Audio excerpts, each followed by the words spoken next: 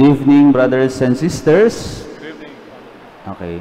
So today we celebrate the feast of the presentation of the Lord in the temple.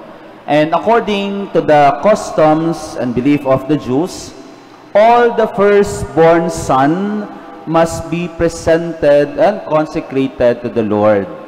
And Jesus, being the firstborn son of Mary, was presented to the Lord.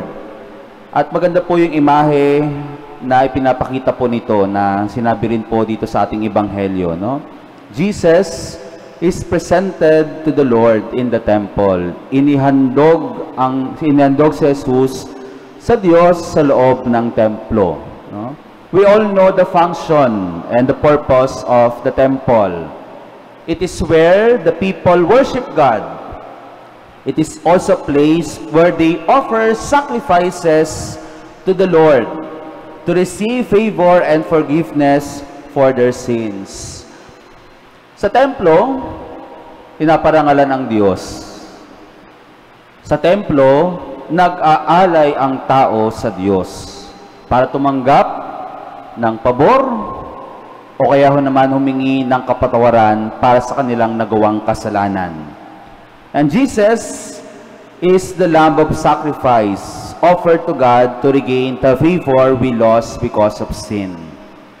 Kung dati-rati, ang mga tao nag-aalay ng kung ano-ano sa Diyos, tupa, no, mga susunuging mga alay, mga unang ani ng kanilang pag-aalay, at susunugin yon. Ngayon si Jesus ang tupang inialay para sa ating katubusan.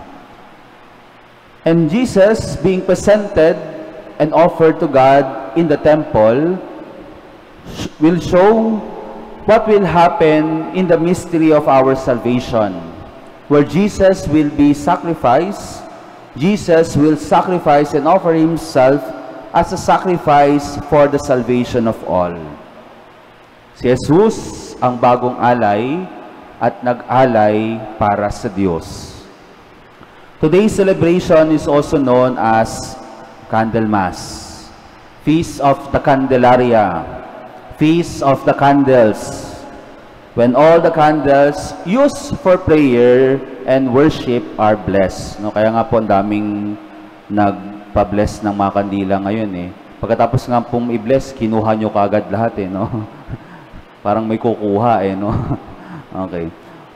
So today, no, the Feast of the Candelaria, no? It has a beautiful symbolism and meaning, no? Of course, first, Jesus came to the temple as the light of the world, removing the darkness caused by sin and death. And we all know that as we hold the candles that are blessed and lighted it up, no, we are holding on to Christ.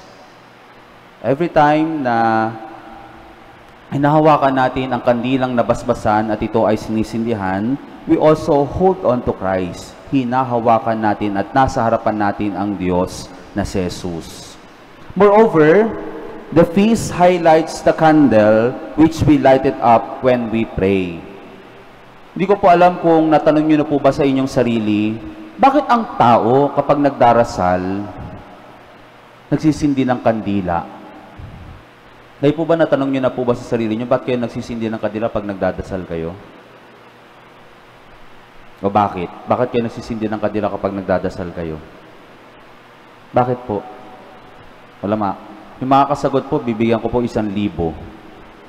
O, tanong, wala. Hindi, bakit po? Hindi, joke lang, wala akong 1,000. Hindi, bakit po? Bakit po nagsisindi ng kandila kapag kayo ay nagdarasal? Okay. Kung nasusundan nyo po yung sinasabi ko po sa homily, di ba? Kung dati-rati po, pag ang tao nagdadasal sa Diyos, palagi pong may sinusunog na alay. Di ba?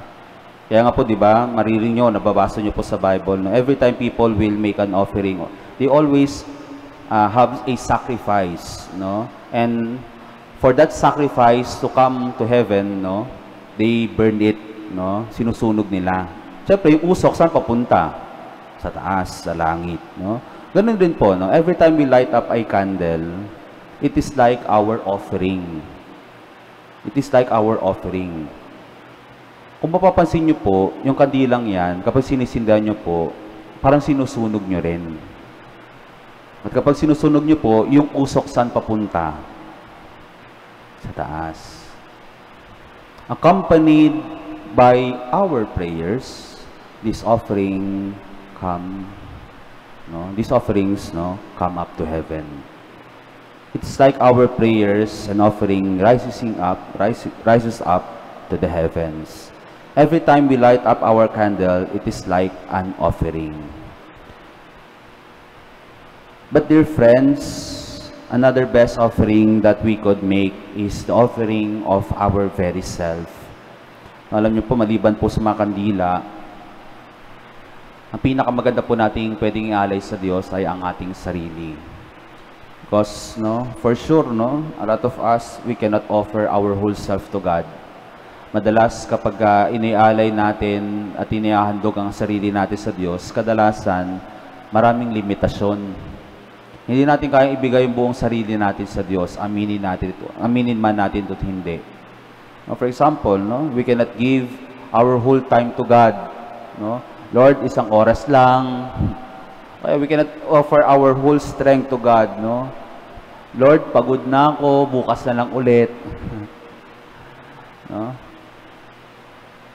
But the best offering that we could give to God is ourselves.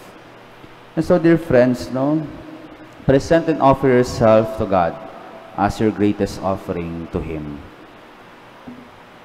Amen.